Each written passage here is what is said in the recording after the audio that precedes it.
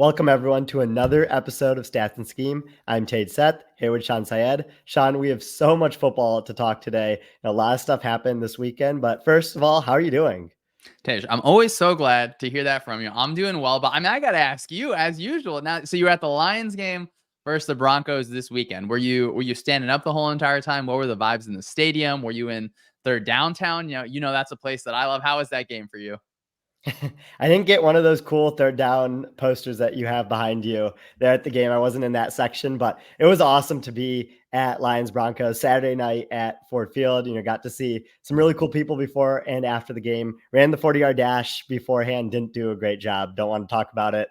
But going into the stadium was really good experience.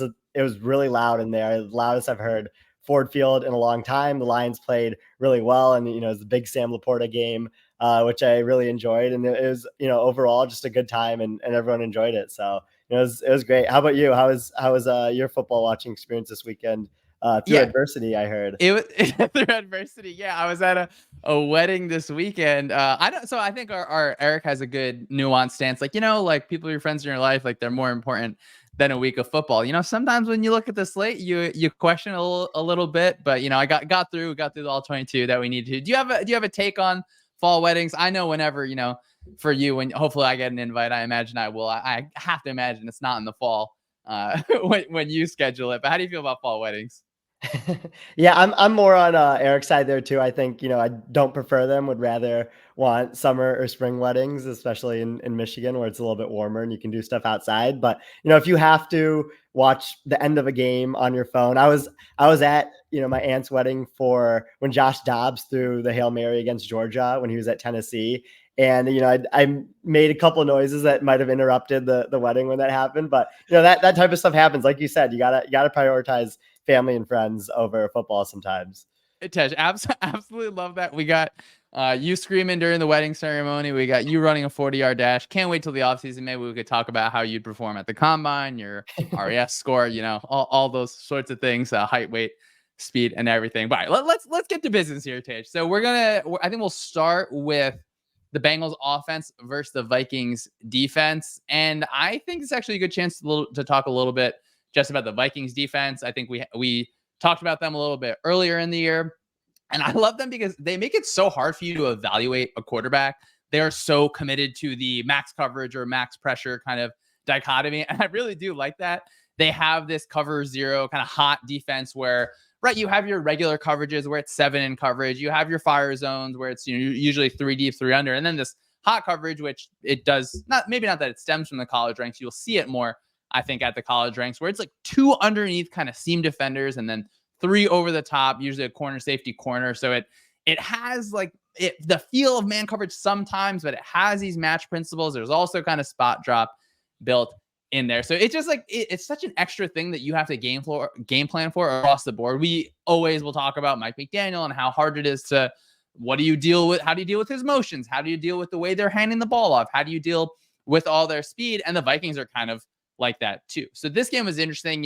One of the maybe downsides of the way the Vikings defense plays is it is a lot of times, out in space, you're in that off coverage. You're kind of banking on the offense to throw the ball for 2 yards, then you can tackle it. But if you break a tackle on the offensive side, that's a problem. So a team like Cincinnati, where it seems like a lot of their yards after the catch is player created as to just scheme created, that is able to create a real big advantage for the offense. So why don't you talk about, the year of the backup here, Tage. We'll go to Jake Browning here. I know we talked about Flacco last time, had that Drew Lock game yesterday with the Eagles and the Seahawks. So why don't you talk to us a little bit about what you've seen from Cincinnati's offense?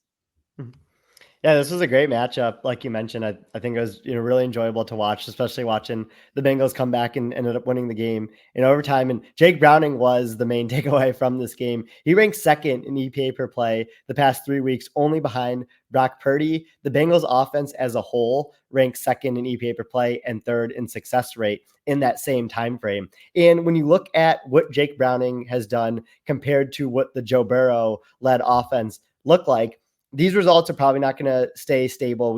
As more tape and data comes out on these quarterbacks, we usually see them regress back to the median. But someone like Jake Browning, I think, provides the Bengals offense a couple easier answers in different aspects of how they play. For one, I think that because of Joe Burrow's calf injury and his preference, the Bengals were really big on 11 personnel shotgun. They used 11 personnel 80% of the time in weeks 1 through 12, and they used shotgun 84% of the time.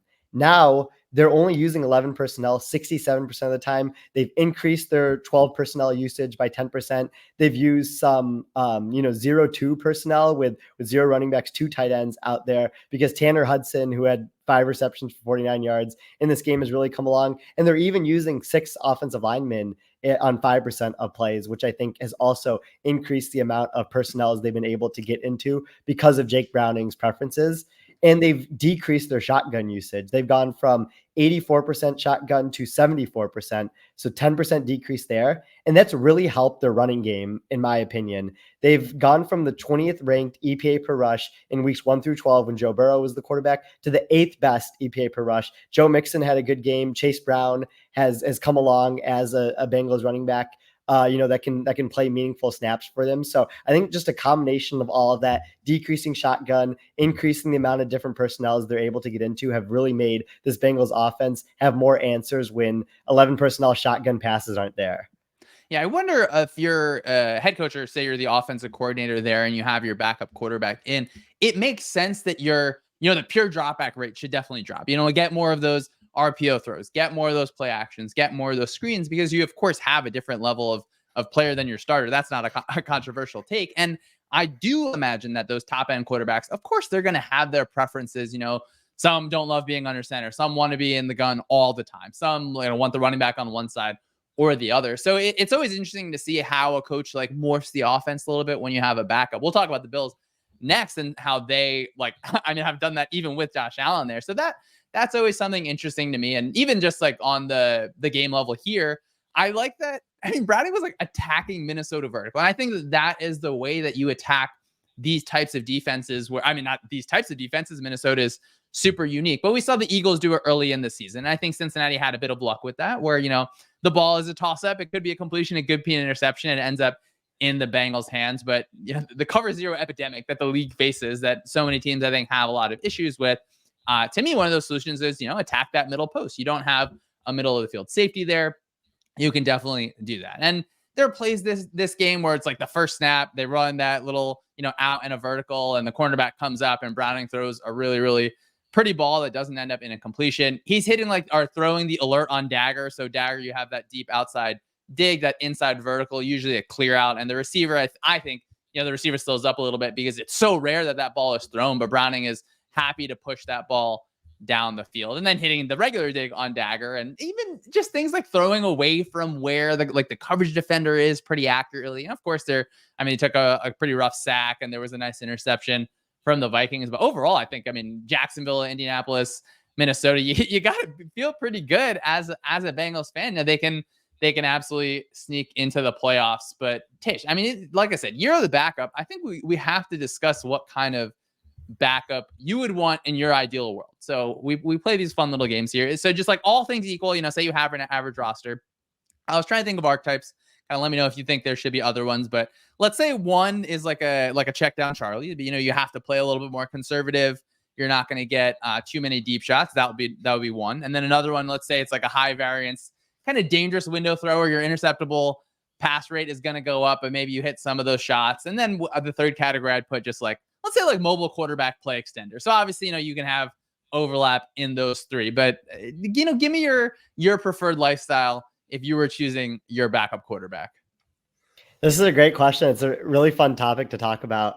And for me, I've always thought that your backup quarterback should be something more unique than what's like the standard quo for quarterbacks in the league right now. And that I assign to this mobile quarterback that can extend plays, because when you're a mobile quarterback and, whether your best trait is avoiding sacks or turning pressures into scrambles or even just design rushes and being able to take those for 3, 4, 5 yards at a time, I think that gives you a longer leash to figure out the other stuff, to figure out the passing, and to figure out how to get on the same page with, your offensive line and your receivers. When you're able to extend plays and not take sacks and run the ball in the red zone, where we usually see it get tight for these backup quarterbacks. That's why I like taking the mobile quarterback in those situations. How do you feel about that? And which type would you look for in a backup quarterback?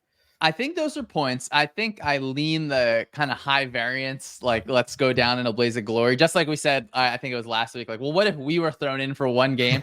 Maybe, maybe it's just that I like fireworks, but I do think like, okay, as a backup, there's the interesting question of, do you take someone that if you have a unique starter, do you match their play style a little bit? Like you think of the Ravens with Lamar Jackson and their backups, like they maybe mold that a little bit way. I like, Indianapolis, they had obviously Anthony Richardson. They go to Gardner Minshew, and Minshew, new second system the year previous in Philadelphia. So maybe your backup is someone that is just kind of matching there. But I think like the Browns are an interesting example because Flacco is going to throw those deep balls. So whatever, I think he's going to do that on like literally until he cannot pick up a football. Like he's just going to keep on doing that. So I kind of like that just as a way to, I guess it does depend on what your team makeup is, of course. Are you a team that is just hammering the ball down the field? But being able to, as a cornerback, I would feel a little bit, like, all right, well, the backup quarterback's in. It is going to look a little different. The routes they're going to run are a little different. But if you can find ways to push the ball downfield and get those people off balance,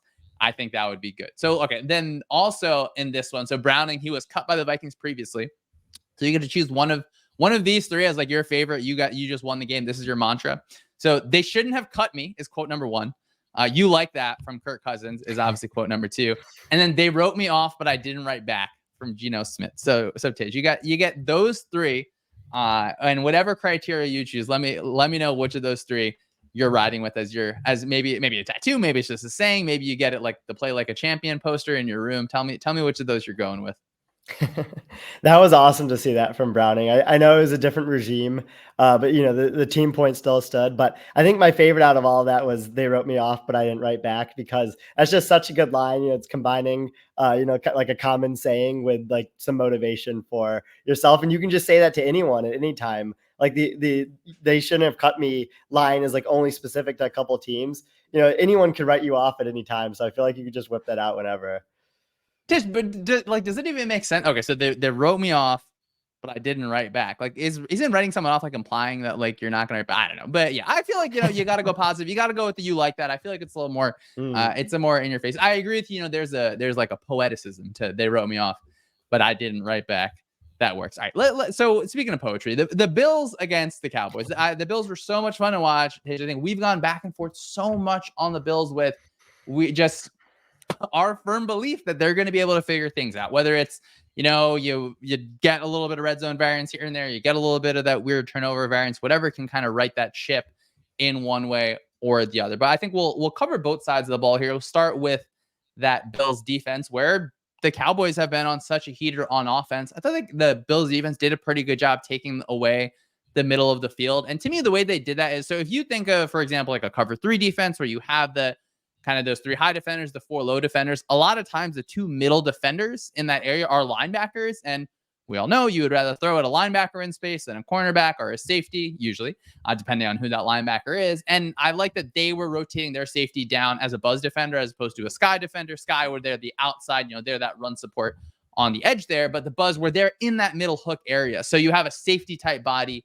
in there where when CeeDee Lamb is running his crossing routes, or you get those slant routes from Dallas, you have a better just, a coverage body there as opposed to a linebacker that's kind of backing up with a little bit of a panic. So that was just one little thing that I thought was fun. I thought the Bills were effective in their cover too. They ran a bunch of sim pressures where you end up with 4 rushers, but one of those 4 rushers is not one of the 4 down linemen. So you rush a linebacker and you drop a defensive end away from it. They switched it up with man coverage a little bit. So it was cool to going through the film just saying, all right, well, this is very clearly a team that's going to be game plan specific, which is everyone, but they actually have the ability to kind of go back and forth. And just, I feel like my eyes kept going to number 7, Teron Johnson, whenever he's winning outbreaking routes from inside leverage against CeeDee Lamb. Just a real good job by him. So why don't you let us know a little bit how did it feel going through the Bills defense numbers?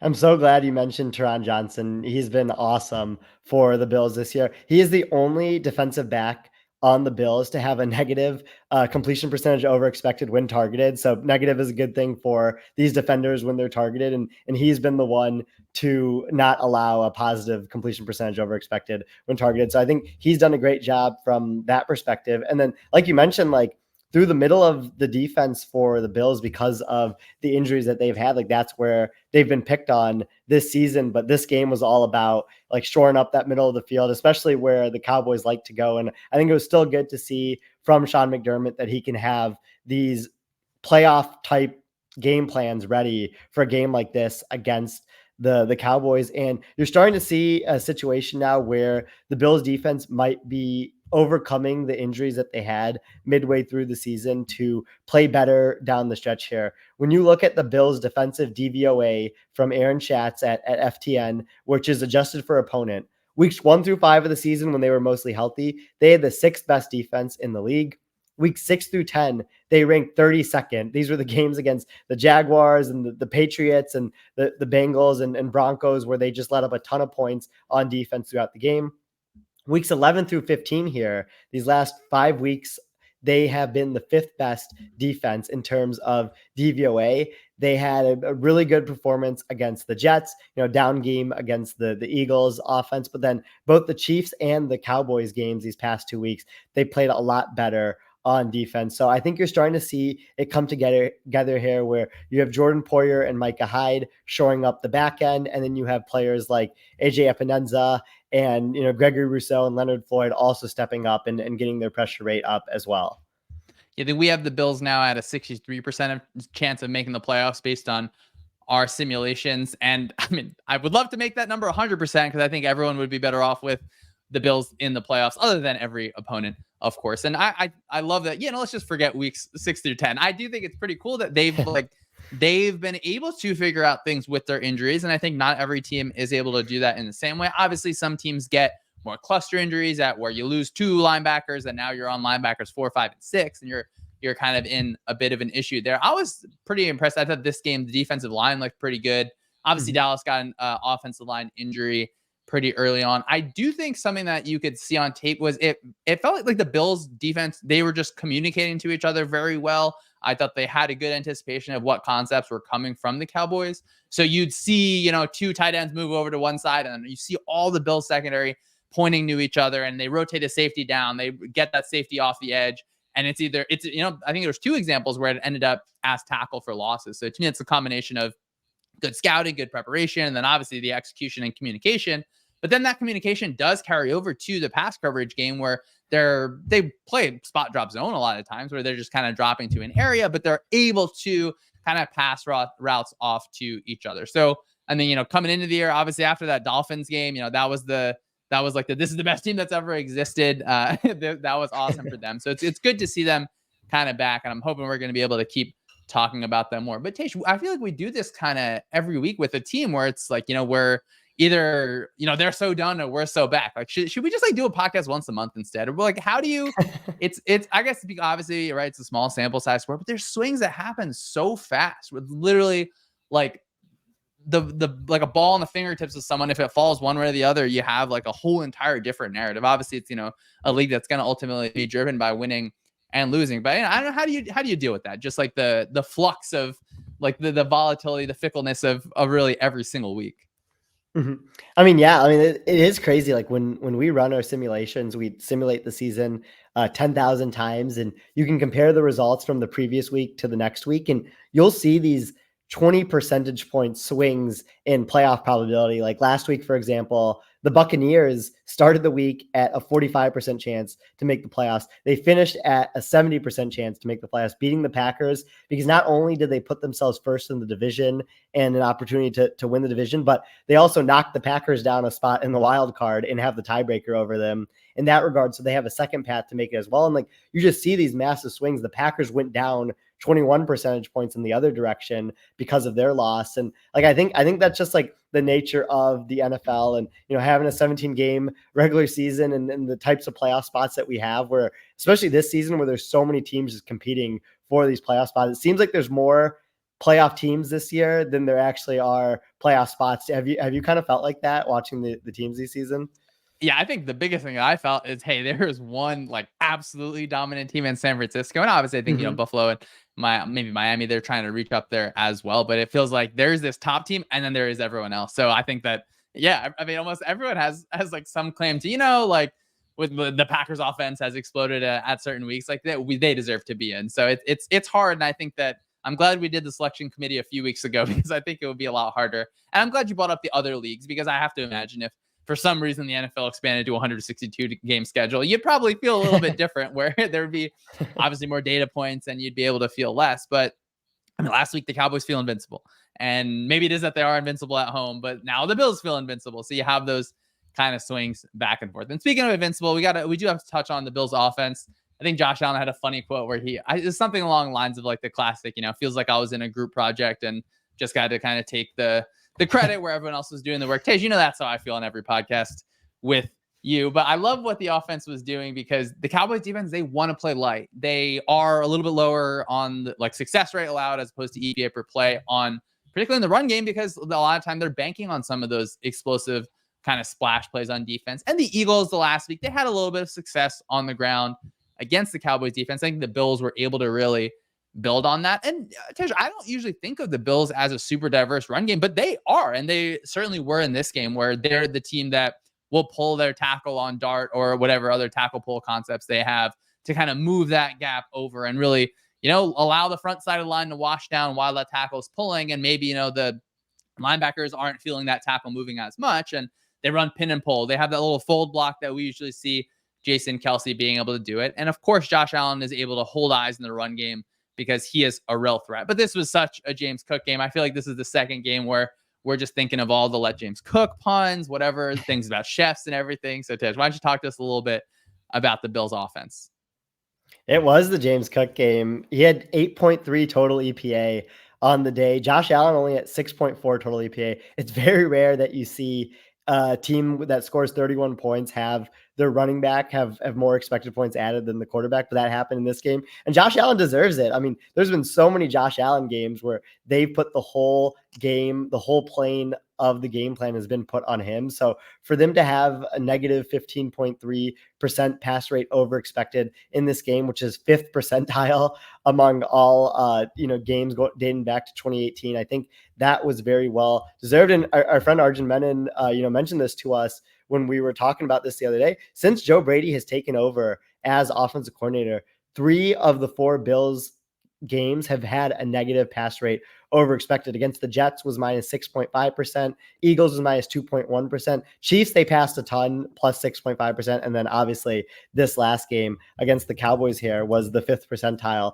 performance, like I mentioned. And I think you're starting to see some changes in the run game from what FTN data charts as run concepts for the Bills. When they had Ken Dorsey as offensive coordinator, they were running man or duo on 27.5% of rushes and inside zone on 22% of rushes. Inside zone had a 4% better success rate than man or duo for them, which 4% might not seem like that much, but it plays a big difference over a big sample size. Now the Bills are running inside zone on 34% of their rushes with Joe Brady as offensive coordinator. They're having a 46% success rate on these rushes, and that is better than their man duo success rate, which has dropped down to 13% of rushing shares. So they've really increased the amount of zone runs that they're doing. Inside zone, outside zone, and man duo and counter and power has dropped down for them. Is that something that you've seen on film? And do you think that they're better suited to have more of this zone rushing attack?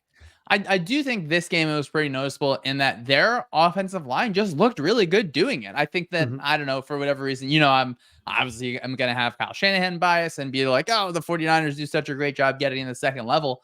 They just did a really good job with their combination blocks in this game. So I do think you see that, and maybe it makes sense in that they were really good doing that. And they were able to move those Cowboys interior defensive linemen with ease at times. So I like that you mentioned the increase in diversity. I feel like that does match the eye test. And I don't know. I feel like I really have to adjust my priors on the Bills running game as a whole, because it seems like, they can attack every single gap and they can find different ways to do it. And of course, I think Josh Allen prefer to be in shotgun. Wouldn't we all if we're passing and everything? But definitely a testament to James Cook to when you get under center, he's able to still succeed. Obviously, that's a little bit different for running backs. I'm sure running backs are used to doing it in a certain way. They have a preference, and most gun run teams don't really have the ability to, get under center, be that heavy play action team.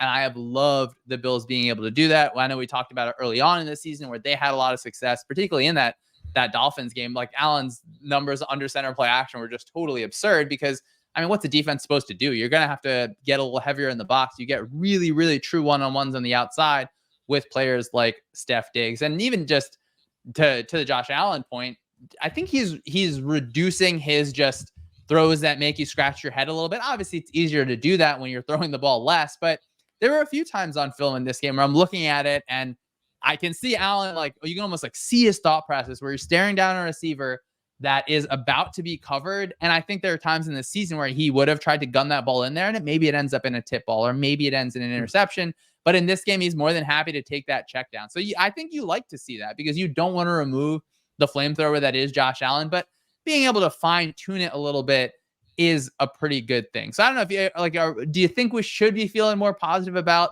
Josh Allen overall? It feels like, I don't know, he's we don't have to have the MVP conversation, but he feels like a player that obviously is playing like that. And I think that's another example of we see the ebbs and flows of a season and whatever it is, maybe it's a changed offensive coordinator, maybe it's whatever, Allen was just able to be more attuned to. It is pretty fun to see how he is just, fine tune the machine just a little bit.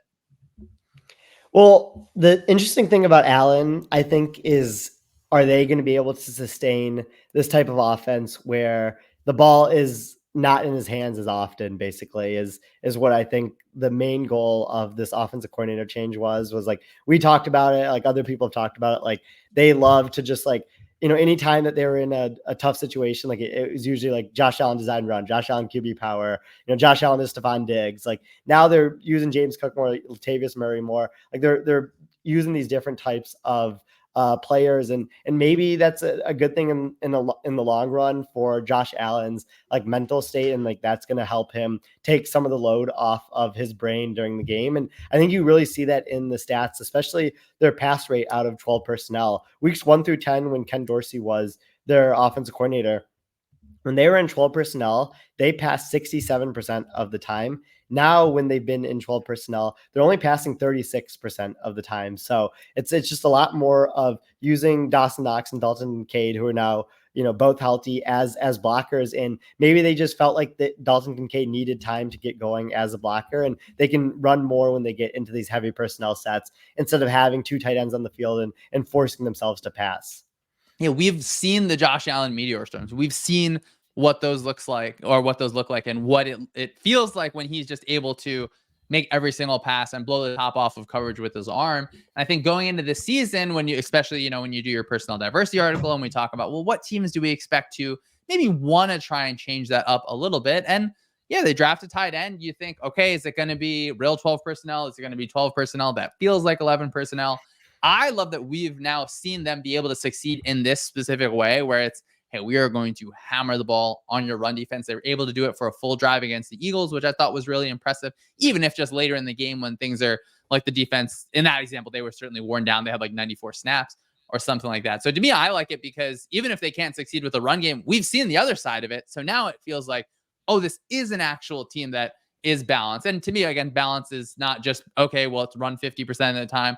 Let's pass 50% of the time. But can you actually take advantage of the looks that the defense is giving you? And, if you want to get into one-eye shells, I think that is going to be a long, long day for you. So like I said, we got the Bills at a 62.8 for those, the math people at home, 62.8% chance of making the playoffs. As I said, would love to see that at 100%. Tej, anything else there, or shall we move on to the Bucs offense and Baker Mayfield?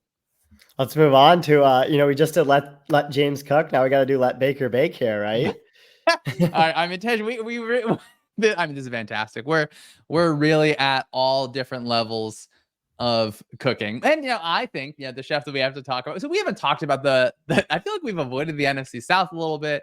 Haven't really talked about the Buccaneers a ton. I want to talk about Dave Canales. He's the offensive coordinator there. He was the Seahawks quarterback coach last year, if I remember correctly, with Geno Smith. Obviously a big resurgence there. He was with Seattle previously. So yes, he's under Waldron and, obviously McVay adjacent, but he was also there when Brian Schottenheimer was there. I think early in the year when I was watching the Bucs, it was pretty exciting. Every time it was third down, it felt like Canales just had a good feel of how to manufacture one-on-ones, find ways to get Evans open, and really being able to exploit that and put Baker in positions to succeed. And even with that third down success, I felt like they were kind of finding their footing on early downs. They're like 15th in pass rate over expected. I think they were happy to run the ball on early downs, but then you get to third and fourth down, they're like 11th in conversions, 4th in EPA. So I mean, I've enjoyed Dave Canales. I think he's a first-year play caller. So seeing that growth over a season is pretty fun. So Tish, why don't you give us a little bit about let Baker bake, and then the Buccaneers, let the Buccaneers buck, whatever that means, about their offense. Yeah, I mean, it was awesome to see Baker Mayfield play as well as he did in this game. 25.1 total EPA in this game, which was the top 10 mark of any single game this season. Which puts him in a pretty exclusive list here with a couple MVP candidates, which I think was awesome. The Buccaneers as a whole were just built off of the explosive pass play in this game, and they really took advantage of that with Chris Godwin having the big day, like you mentioned. And now we're sitting here where we have the Buccaneers offense, despite the slow start and some of the hiccups early in the season, they sit at 12th in EPA per play, 9th in EPA per pass. They have the 9th highest play action rate of anyone in the league and the 3rd highest average depth of target. So when you have these receivers like Mike Evans and Chris Godwin, I think the infrastructure has just been so good in Tampa Bay for so long. And like you mentioned with Canales and also Baker being able to play at a level enough that's high enough to get the receivers the ball. Like, I think you've just seen this over time. Now that Tampa has had multiple quarterbacks with both Godwin and Evans being there since 2019, where they ranked 14th in EPA per pass, despite Jameis Winston throwing 30 interceptions that year. In 2020, they ranked 6th. They went even to last year where, Brady was older. They still ranked 11th in EPA per pass. And then this year they ranked 9th, like I mentioned. So just like Godwin, Evans, offensive line has been able to hold up, despite some shuffling in the offseason. Like, all of that combined with Baker forcing the ball down the field has led to this borderline top 10 offense. Yeah, I'm glad you mentioned 2019 Jameis Winston. I mean, that is just like, that is in the rafters for me. A legendary performance, 30 touchdowns, 30 interceptions. I like you mentioned some of the different things that they do in terms of play action and things like that. I do think, obviously, the context matters. Who's the defense? I thought they were just able to absolutely attack that seam area, the middle of the field against the Packers. They were really able to make linebackers' lives really, really hard. So I thought that was impressive. And I like that they use like condensed sets plus a running back, where it kind of it feels like a bunch. So usually in bunch, you get those 3 receivers, you have the point, you have 2 behind them, and you get your bunch concepts. But Tampa Bay, they'll get to 2 tight ends tight, and then the running back to that side, and then run bunch concepts out of that. And I mean, it's a small thing, but I just love seeing that. I think that's a good way to, like, is the defense going to treat this like a bunch? Like something we haven't talked about, but the 49ers, when they bump McCaffrey out, like, that is an empty set. Like, that is how it kind of needs to be treated on the defensive end. But a lot of times defenses aren't quickly getting to their kind of empty checks because of the way that motion is, because of where McCaffrey is, because of where it can be. So I like that the Buccaneers did that. They have that beautiful touchdown to the running back in the seam, where you run like a fake orbit motion, you snap it, have that player go into the flat, draw all those eyes up. And Tej, this one's like kind of, I guess maybe it is unquantifiable, maybe it isn't, but maybe we get to the tracking data. But like, the spacing and of the routes is just, I thought it was just really good. So it felt like they're stretching zones properly. It didn't feel like congested where you have receivers kind of running in the same area or windows are too tight. Like the way that the receivers were attacking the cornerbacks, it was indicative to me of, well, these coaches are doing a good job, and then these receivers are doing a good job running those specific routes. So I don't know, like it was just nicely spaced. And I think that's important in a passing offense. They had some of those kind of spread it out RPOs, empty, moving that receiver around. But I mean, just poor linebackers, just getting attacked over and over. So Tej, what do you think? Do you think we crown the Buccaneers the NFC South champion? Just call it a day and move on for now? I mean, they do have the best offense of the division, and are, because of this win and kind of what they've done throughout the season, like they're sitting in the driver's seat here. I think I'm pretty sure they control their own destiny to end up winning the NFC South, which, in that case, if you win out in the NFC South, you probably will have a game or 2 up on everyone else, just by default. But, I think it'll be interesting to see the Buccaneers if they ended up making a playoff game, because that game would probably be really high scoring. I mean, their defense ranks 27th in success rate allowed this year, but the offense, like we mentioned, is good enough to keep it going. So you're thinking about like a total of 50 or higher if the Buccaneers were in a playoff game, which would be a lot of fun on Wild Card Weekend. I know you would enjoy that. Yeah, but I'm also not here for giving teams with lesser records than wildcard teams these playoff participation trophies. But yeah, I mean, you got to win the division, right? Whatever. I get that. I get that. That's important. But looking ahead to this weekend, so we got Browns, Texans, Lions, Vikings, Jags, Bucks, Cowboys, Dolphins, and then Tej, we finally get Ravens, 49ers. Obviously, real bummer to hear about Keaton Mitchell, and I feel like Baltimore, obviously, a lot of those injuries kind of keep piling up. So how are we going to handle this one, Tej? Do you think at this point in the season, like how many of these Thursday to Saturday to Sunday to Monday weeks that we have? Plus, I know you're watching bowl games on Wednesdays at 2 p.m. as well, obviously. I mean, how are you dealing with this? How do we approach this weekend? What are your kind of plans going into that Christmas week of football?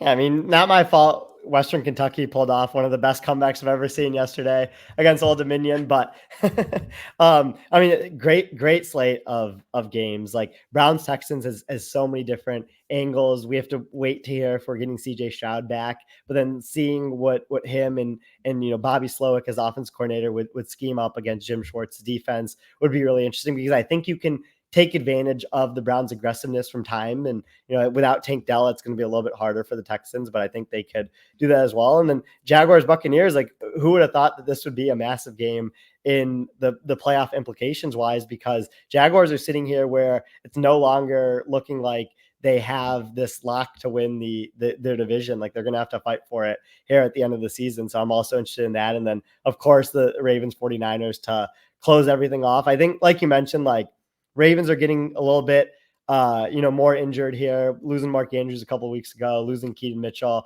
last game. 49ers are getting healthier. Like I think their defensive line is going to be in full strength for this game. So, I think you'd have to lean 49ers, especially at home, but I'm very excited for that game as well.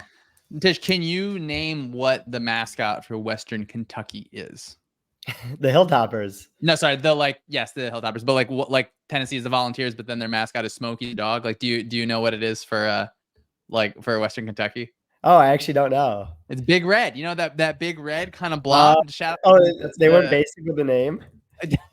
That's very important. Andrew Reid is not going to take any insult to you feeling like Big Red is basic. But yeah, like you said, just awesome games. Have to imagine we talk about Cowboys Dolphins. Have to imagine we end up getting something from Ravens 49ers. Maybe we get Lions Vikings. One thing I want to close with. So when we think about I think we focus on like offensive coordinators, defensive coordinators a lot. I think it's a good way to split the game in half a little bit and really see sides of the ball. The Vikings defense, obviously with Brian Flores, is like the phenomenon of the year in so many ways. I think it's exciting to watch. It's something that we're not really used to as much. It's a particular form of aggression and riskiness really that we're not used to seeing, and the extremity of the, like I said, max coverage or max rush. I have to imagine there are teams that say, okay, well, how do we recreate this? My feeling is it feels like something where now, obviously the Fangio system, where, I mean, I don't think it's safe or comfortable to call it the Fangio system. Like Vic Fangio is really the special part of the defense that he runs. To me, it feels like Brian Flores is going to be like that, where I guess I'm interested to see what teams, do you pick someone off the staff or I don't know, wherever, like if Flores ends up somewhere else next year. So I don't know, do you have any thoughts on that? Well, if someone tries to recreate it, do you feel like, maybe it is something that is replicable, or do you have kind of a similar rare pessimistic concern from me on something? Mm-hmm. I mean, you bring up a really good point where there are so many teams that tried to replicate the Fangio system. Like, before that, we saw a lot of teams try to replicate the Belichick system. And it really just comes down to, is this defensive coordinator like someone who can adjust their game plans by the week? They can use their personnel correctly. And like, I think that might end up being a thing with Brian Flores here, where he took over a Vikings defense that was stylistically basically the opposite of how they played this year, last year with Ed Donatel as defensive coordinator. This year, Brian Flores has the highest rate of rushing 3 or less pass rushers and the highest rate of rushing 6 or more pass rushers on these different plays. They rank top 10 in pressure rate in both of those situations. And so last year you saw Ben Johnson as offensive coordinator in both games, but especially in the second game against the Vikings, figure out basically exactly where to attack the Vikings defense. This year, this is the first matchup between the Lions and Vikings happening in week 15 or week 16, which is kind of crazy to think about. And they're going to play each other at least twice here in these last 3 weeks. How long will it take for Ben Johnson to figure out this new Brian Flores defense? Because the picture is more muddied than before. You just don't know where the pass rushers are coming from. Ivan Pace has been someone that the Vikings didn't have last year that has stepped up for them big time and plays a large majority of their snaps now. So that's going to be really interesting to watch play out in this game on Sunday. Flores just so clearly passes the doing more with less test. Just been so much fun week to week. And even like I said, like the Buccaneers were able to have some success against them in that first game, in the second half. I think it was the first game of the year. That second half of that game. And I mean, the Vikings they've just continued to transform. And I hope that, this style of defense does just stay somewhere across the league, wherever either Flores stays in Minnesota, whether he ends up elsewhere, whether it's spread. I mean, I hope it can spread. I hope that you're able to see it, or teams are just figuring out, okay, we can cherry pick this kind of concept and incorporate it in this specific way. But yeah, Tej, you got me excited there for Lions offense versus Vikings defense. That I feel like is going to be a fun one. 49ers offense versus Ravens defense, Dolphins offense versus Cowboys defense. Tej, it feels like we're just a bunch of lucky guys here being able to watch these games. It is. I mean, it is our Christmas presents here, for everyone that's following along. Like I don't, just getting all 5 of these games that we just talked about this weekend, I think is going to be very enjoyable experience. I know that that you'll be locked into it as will I. There you go. Tej, I always appreciate you, but we appreciate everyone listening. Another episode of Stats and Schemes. Keep the feedback coming. Tell us what you like, what you didn't like. And if Tej deserves another Christmas present outside of just these games, I think it's an adequate present for every single person. I mean, it's incredible. But everyone, make sure you stay tuned to the feed. Tej, Ben, and Eric did a really good show yesterday. Take a visit to our website, sumersports.com. Look at some of those team tables, player tables, getting close to the end of the season, those playoff projections, those playoff graphs, Tej. It's getting pretty one side or the other. I really like that. So everyone, enjoy the rest of your week, and we'll see you next time.